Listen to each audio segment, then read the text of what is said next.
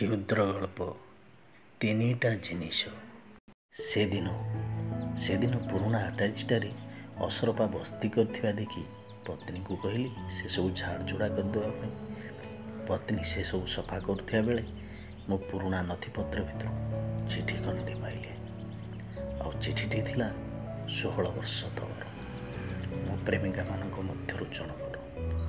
ସେଥିରେ ଯାହା ଲେଖା ଥିଲା ତାର ସାରାଂଶ ଥିଲା ଏହିପରି। ପ୍ରିୟତମ ମୋର, ରାଗିବନି କି ଅଭିମାନ କରିବନି। ମୁଁ କହୁ କହୁ ସେମିତି କହିଦେଲି। ମୁଁ କଥା ଦେଉଛି ତୁମେ ଦେଇଥିବା ସେ ତିନୋଟି ଜିନିଷ ସାରା ଜୀବନ ସାଇତି ରଖିବି। ଆଉ ବିଶେଷ କ'ଣ ବା ଲେଖିବି, ବାକି ସବୁ ଦେଖାହେଲେ କହିବି। ରହୁଛି, ତୁମ ହୃଦୟର ରାଣୀ। ଚିଠିଟି ପଢ଼ୁ ପଢ଼ୁ ପତ୍ନୀଙ୍କ ପାଦଠୁ ମୁଣ୍ଡ ଯାଏ ରାଗ ଚଢ଼ିଗଲା। ଅଭିମାନରେ ତୋରା ମୁହଁଟି ତାର ନାଲି ପଡ଼ିଗଲା। ହଠାତ୍ ଏମିତି କ'ଣ ହେଲା ବୁଝିପାରିଲିନି। ପଚାରିବାରୁ ସେ ଫଁ ଫଁ ହେଇ କହିଲେ, ମୋତେ ଆଗ କୁହ ସେ ତିନିଟା ଜିନିଷ କ'ଣ? ଆଉ କ'ଣ ସିଏ କହିଥିଲା ଯେ ତୁମେ ଅଭିମାନ କରିଥିଲ? ପତ୍ନୀଙ୍କ ଏମିତିକା ପ୍ରଶ୍ନ ବାଣରେ ମୋ ସ୍କ୍ରୁ ଢିଲା ହେଇଗଲା। ନାରୀ ଜାତିଟା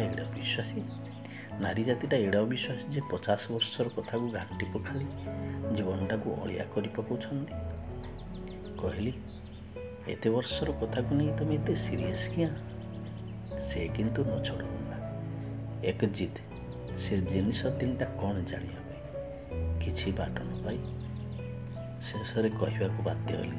ସେ ତିନିଟା ଜିନିଷ ହେଲା ଚିଠି, ଫୁଲ ଆଉ ଉଡ଼ନ୍ତା ଚୁମା। ଏଥର ମନ ଶାନ୍ତି ହେଲା ତ? ପତ୍ନୀ ଏଥର ନିର୍ମଳ ଭାବମୂର୍ତ୍ତି ନେଇ କହିଲେ, ଓ ଏଇ ତିନିଟା? ସତେ ଯେମିତି ଏଇ ତିନିଟା ଜିନିଷ ପତ୍ନୀଙ୍କ ପାଇଁ ଥିଲା ସମ୍ପୂର୍ଣ୍ଣ ଅଦରକାରୀ। ନମସ୍କାର, ମୁଁ ସୁଶାନ୍ତ।